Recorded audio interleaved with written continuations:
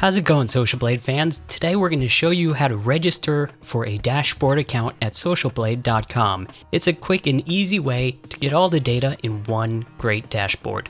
Let's get started. Head on over to socialblade.com. At the top here, you can register, log in, or if you've already logged in and having trouble, forgot password is a great feature. Let's go to register and put in your email as well as a display name.